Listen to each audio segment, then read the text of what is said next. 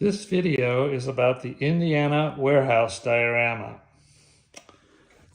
The Indiana diorama is pretty large, very detailed, the building itself. And on the top, we have information on how it was built, but also we have the light dimmers for the ceiling lights.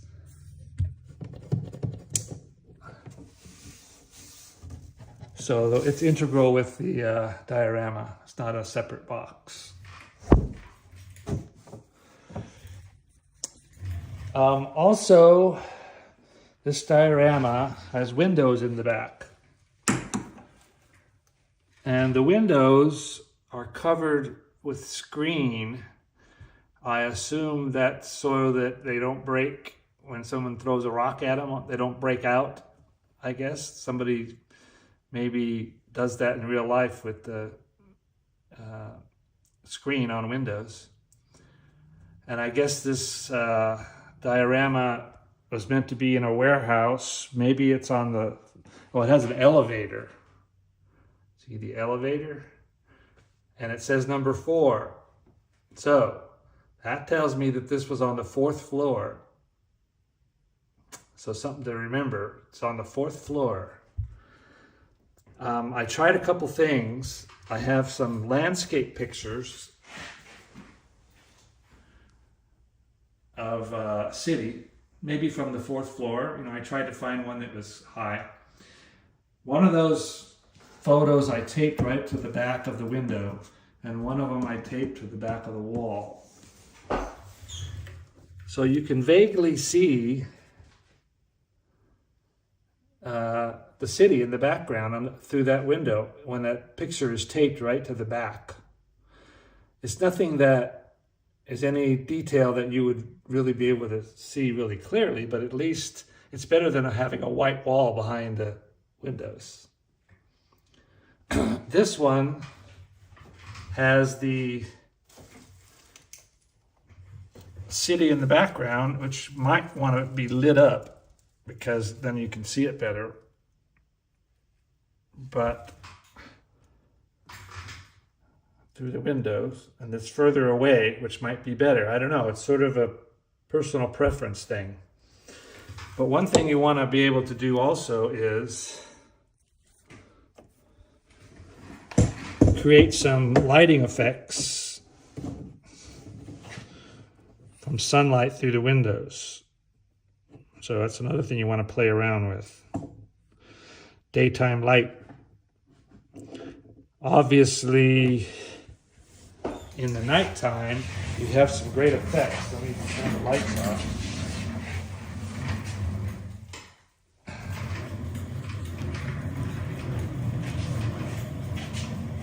See what it looks like almost in the dark, not quite.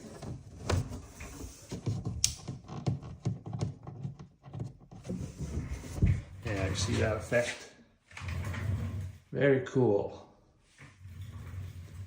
And again, you can still see through the windows, you can kind of see a building, what looks like a building, or something out there. So that's the lighting situation on the Indiana warehouse. And you can dim the lights too.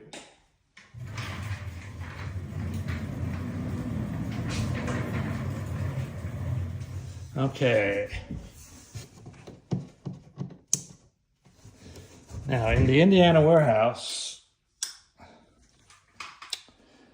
the only item that's glued down, nothing in this whole thing is glued down except this shelf.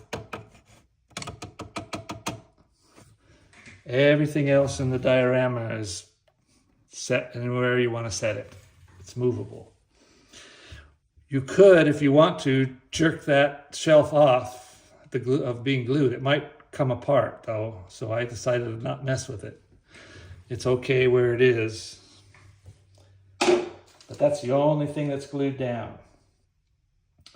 Now this diorama was very frustrating because it was empty, and it was like a few months before the GSL presentation. So we had to fill it up with something. And I knew that we were going to store the race car version of LYNX and the LYNX 1, the first car, LYNX car. And we were going to store the XR7. So at least we had that to go by. So I created some tarped cars and a car in a crate for the show. And I had some help building some of these items that are in here. And I built some myself so that we could populate this diorama for the presentation. So the location of these items was sort of haphazardly done.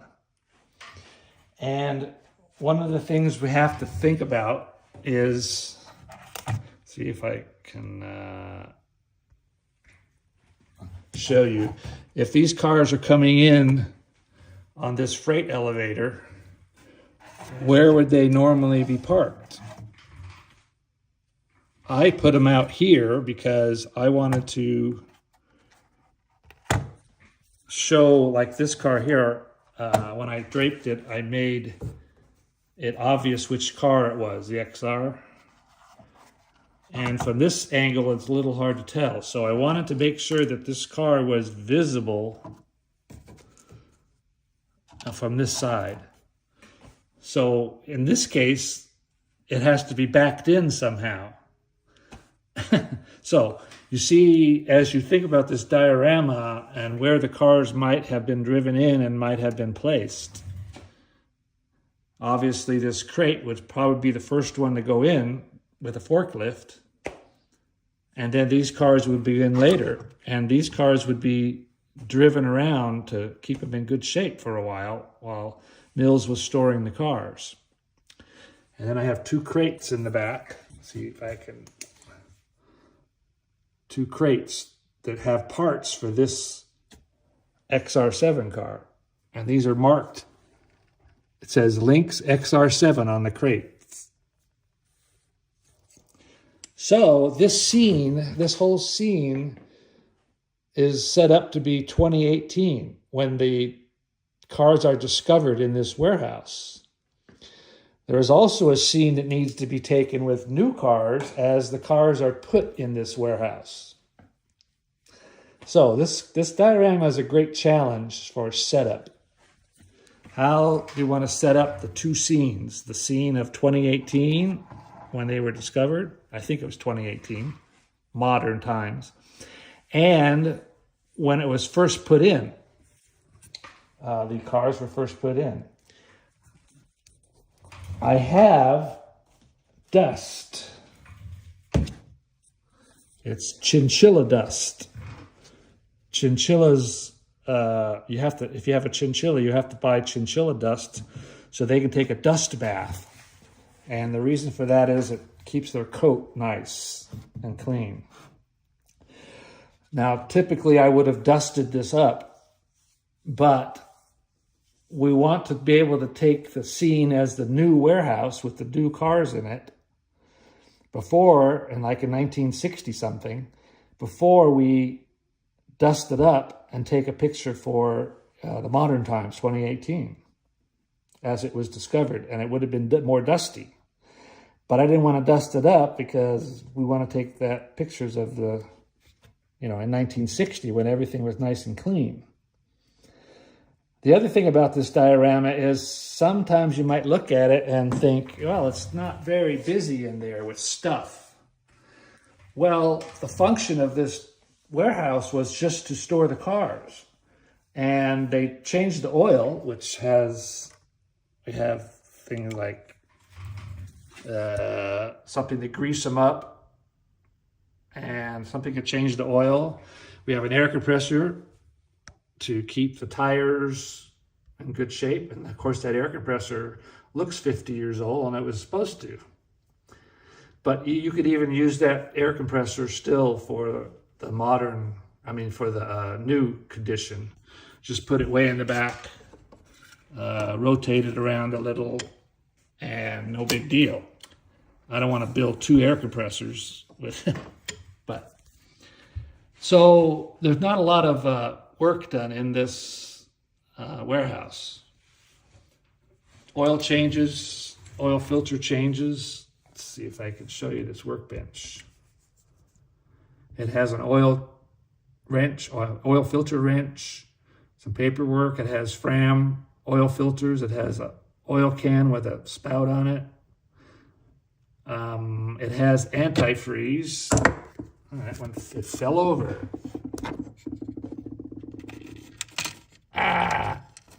Everything's falling off. Everything's falling off. But see, we have antifreeze to replace the antifreeze. We have some rags in the back. Oil cans that now fell over. See, as soon as you move that workbench, now everything falls over because it's not glued down. I also have another workbench. See the oil spill on this workbench? I have another workbench that's brand new. This one's kind of dirtied up and it's even broken. I don't know if you can tell, but the board in the back fell down. It's out of, not even.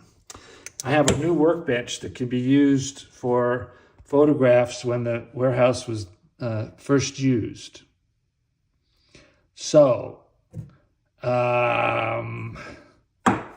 this diorama, as I said before, is a challenge to set up.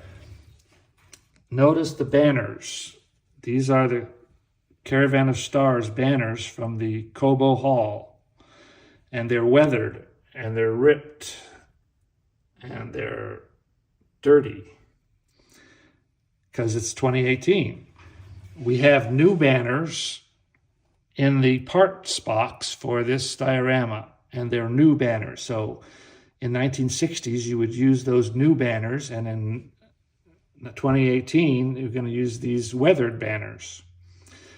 Another little trick is you notice that the Caravan of Stars banner is upside down. That's an old trick to get your eye to it. In other words, when it's upside down, it forces you to think about what it's there. You don't take it for granted. You just look at it and go, oh, it's upside down. And you read it upside down. If it was right side up, you kind of wouldn't notice it so much. So it's a trick to use to make things noticeable if you put them in upside down. So you could put it in right side up if you like, but I put it in upside down so you would notice it. All right. An important element of this diorama. Oh, one more thing I forgot. For dusting purposes, you can use a pepper shaker.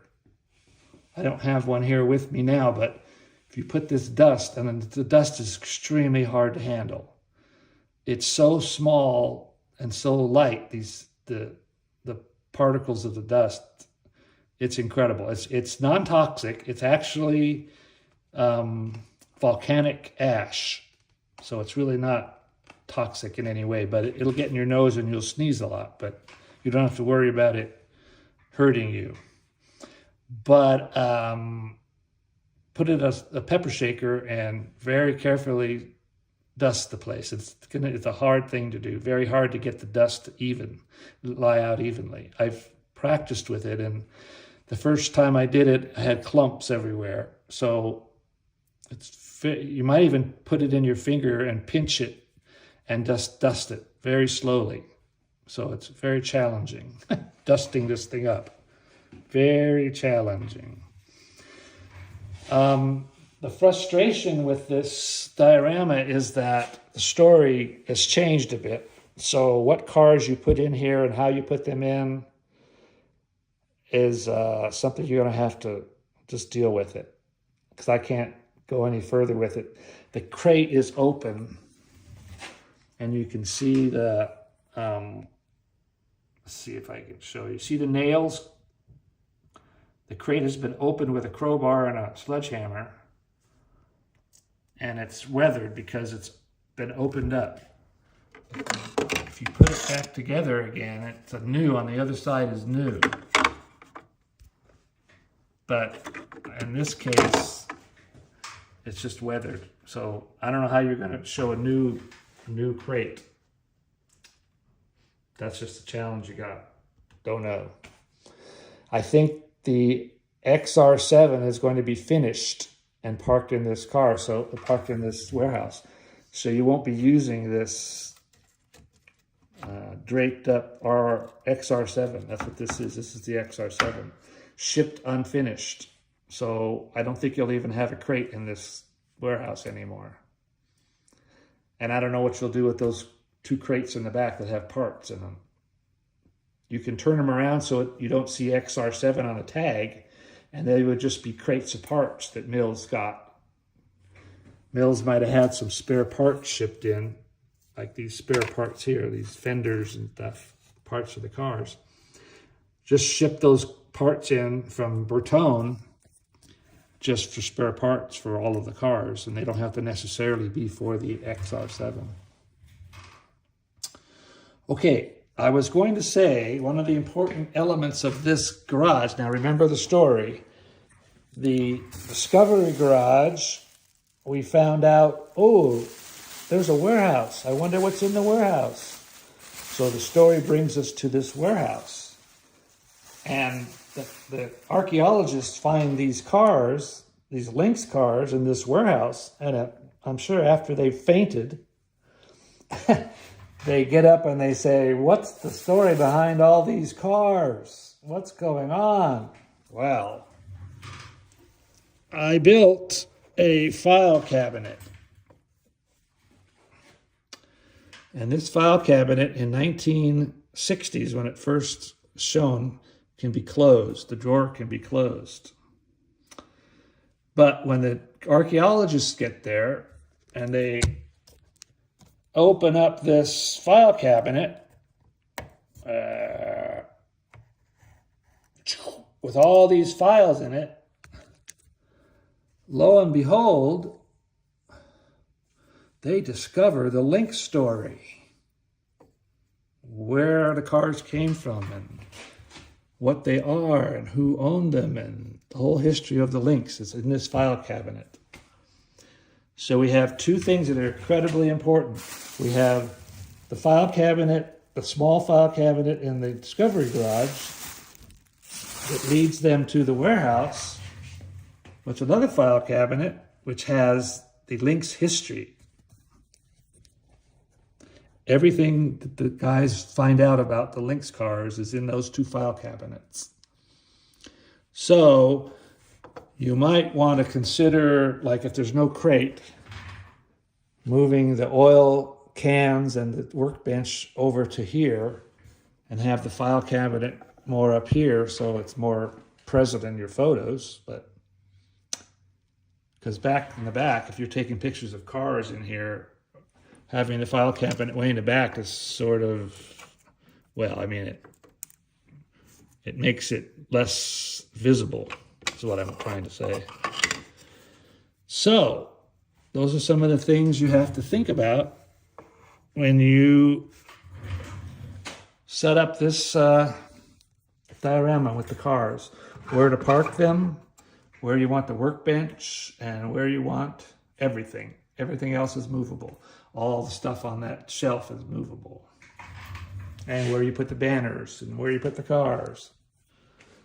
So, I believe I covered everything. Let's see, look at my list. Yeah, that's it. That is the Indiana warehouse. Great diorama, but the setup of the cars and which cars are in it and where you put them and where you put everything is sort of up in the air. So, good luck. Goodbye.